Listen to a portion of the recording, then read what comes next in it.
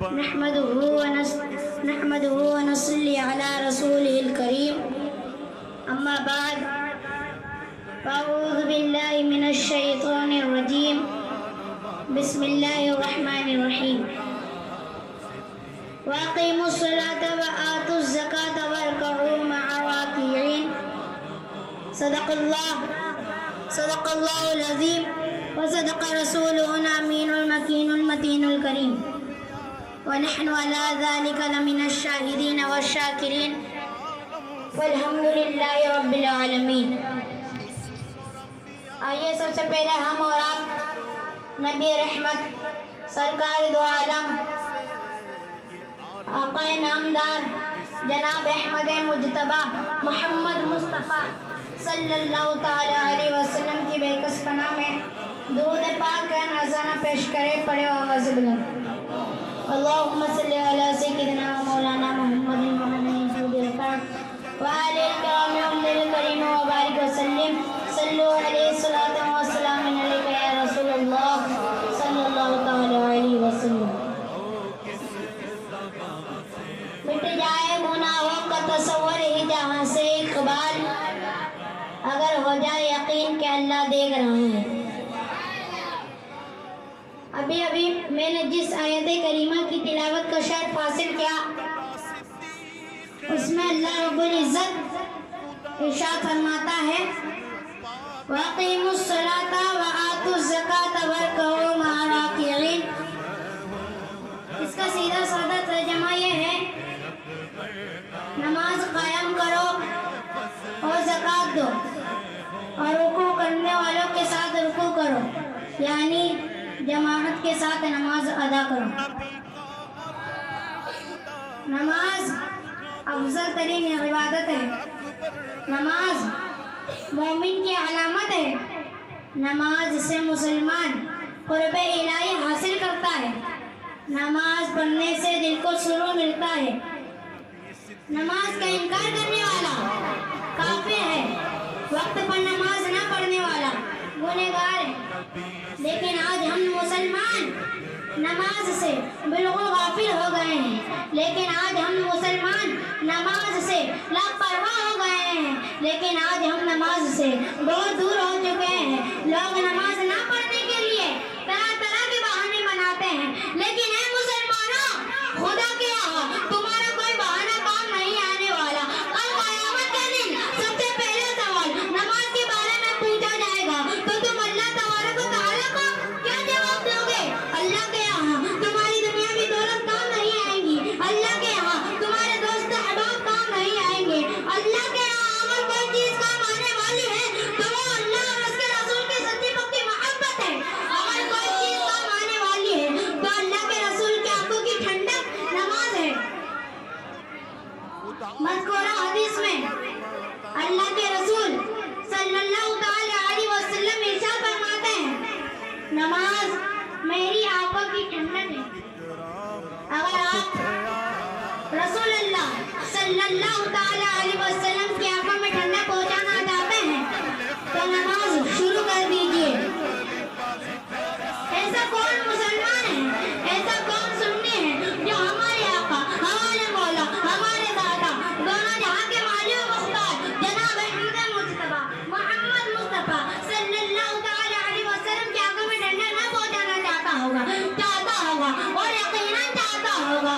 اگر آپ حقیقی معنی میں عاشق رسول ہیں اور اپنے محبوب کی آنکھوں میں ٹھنڈک پہنچانا چاہتے ہیں تو آج ہی سے نماز شروع کر دیجیے اور پیارے محبوب کی آنکھوں میں ٹھنڈک پہنچا کر دونوں راہ کی نعمتیں حاصل کیجیے۔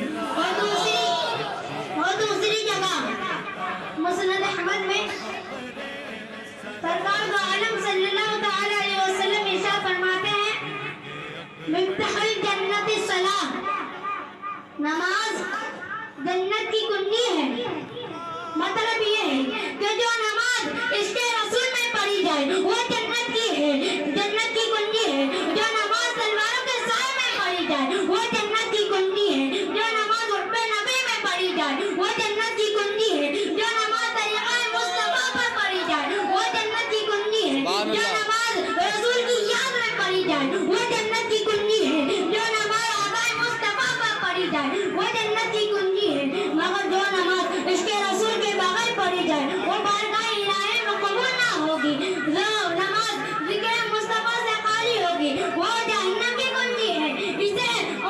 اسے بریلی کے امام اعلیٰ حضرت فرماتے ہیں، ذکر خدا جو ان سے جدا چاہا نجدیت، ذکر خدا جو ان سے جدا چاہا نجدیت، ورنہ ذکر حق نہیں کنجی سفر کی ہے۔ آئیے میں آپ کو ایک واقعہ بتاتا چلوں۔ ایک دفعہ حضرت عیسیٰ علیہ السلام دریا کے کنارے جا رہے تھے، آپ کی نظر ایک سفید نورانی جانور پر پڑی۔ دیکھتے کیا ہے کہ وہ سفید نورانی جانور دریا کے کیچڑ میں لوٹ پوٹ ہو رہا ہے، جس کی وجہ سے اس کا بدن ملا کچیلا ہو گیا۔ پھر وہ وہاں سے نکل کر دریا میں نہاتا ہے، جس کی وجہ سے وہ پھر سفید ہو جاتا ہے۔ اس طرح اس جانور نے 5 مرتبہ کرا۔ حضرت عیسیٰ علیہ السلام جانور کی اس حرکت کو دیکھ کر متعجب ہوئے۔ حضرت جبریل علیہ السلام نے حضرت عیسیٰ علیہ السلام کو متعجب دیکھ کر فرمایا، یا حضرت عیسیٰ علیہ السلام، یہ جانور جو آپ نے دیکھا یہ کوئی اور نہیں بلکہ امت محمدیہ کی نمازیوں کی مثال ہے، اور یہ دریا ان کے نمازوں کی مثال ہے، اور یہ کیچڑ ان کے نمازوں کی مثال ہے۔ جب یہ جانور کیچڑ میں لوٹا اور دریا میں نہا کر پاک صاف ہو گیا، اسی طرح سے جب نمازی گناہ کرتا ہے تو گناہوں میں لوٹ پوٹ ہو جاتا ہے، اس کے دامن میں گناہوں کا داغ لگ جاتا ہے۔ جب وہ ان 5 وقت کی نماز پڑھتا ہے تو اللہ تبارک و تعالیٰ نمازوں کے صدقے اس کے سارے گناہ معاف فرما دیتا ہے۔ برادران اسلامیہ، ہم لوگ کس قدر خوش نصیب ہیں کہ ہم امت محمدیہ میں پیدا ہوئے، سبحان اللہ، کہ تمام امتوں سے افضل ہے۔ بے شک، ہماری عبادت تمام امتوں کی عبادت سے افضل ہے۔ بے شک، اللہ تعالیٰ کا ہم پر بہت بڑا احسان ہے کہ اس نے ہم پر 5 وقت کی نماز فرض کی، جس سے ہم ہمارے گناہ معاف کرا سکتے ہیں۔ لیکن آج ہمارا حال تو یہ ہے کہ ہم نماز سے اتنی دور ہو چکے ہیں، ہمارے پاس نماز پڑھنے کے لیے فرصت ہی نہیں۔ کمانے کے لیے تو فرصت ہے لیکن نماز پڑھنے کے لیے نہیں، موبائل چلانے کے لیے تو فرصت ہے لیکن نماز پڑھنے کے لیے نہیں، گھومنے کے لیے تو فرصت ہے لیکن نماز پڑھنے کے لیے نہیں، دنیاوی کام کرنے کے لیے تو فرصت ہے لیکن نماز پڑھنے کے لیے نہیں۔ اللہ اکبر، آج ہمارے معاملات ایسے ہیں کہ ہم مسجد کو ویران رکھے ہوئے ہیں کہ مسجد میں نمازی نہیں ہیں، آخر یہ زمین اللہ تعالیٰ کی بارگاہ میں عرض کرے گی، یا اللہ یہ نمازی کوئی نمازی میرے اوپر نماز نہیں پڑھا کرتا تھا۔ اور جب ہم مسجد میں بیٹھے تو مسجد کا بہت احترام کریں کہ جب ہمارا کوئی بال مسجد میں گر جاتا ہے تو مسجد روک کے دعا کرتی ہے، یا اللہ یہ اس نے میرے اوپر ایک بال گرایا۔ آج ہم مسجد میں آواز کرتے ہیں، شور کرتے ہیں، لیکن اے مسلمانوں، ہمیں ایسا نہیں کرنا چاہیے۔ ہمیں اللہ تعالیٰ کی بارگاہ میں جا کر اپنا حساب دینا ہے کہ جب ہم دھوپ میں 5 منٹ ننگا پیر ہو کر کچھ بھی بات نہیں کر سکتے تو وہ جب قیامت آئے گی تو یہ زمین پیتل کی ہو جائے گی اور اتنی گرم ہوگی کہ ہمارے سر سے لے کے پاؤں تک ہم پسینے کی وجہ سے بھیگ جائیں گے۔ تو جب ہمارے سرکار دو عالم صلی اللہ تعالی علیہ وسلم اپنے دامن محبوب میں ہمیں لیں گے، جب ہم نماز پڑھیں گے تو سرکار دو عالم ہمیں ضرور جنت دلائیں گے اللہ تعالیٰ سے۔ روزانہ ہم سے بے شمار گناہ سرزد ہو جاتے ہیں، لیکن آج ہمارے پاس اتنی مہلت نہیں ہے کہ ہم اس کی بارگاہ میں سر جھکا کر اپنے نمازیں ادا کریں اور اپنے گناہ معاف کرائیں۔ لیکن آج ہم عبادت بھی ایسی کرتے ہیں کہ جب ہمارا کوئی معذر شخص یا کوئی ایسا شخص کہ وہ علم والا ہے یا کوئی پیر صاحب آتے ہیں تو ہم ان کے سامنے بالکل ادب و احترام سے رہتے ہیں۔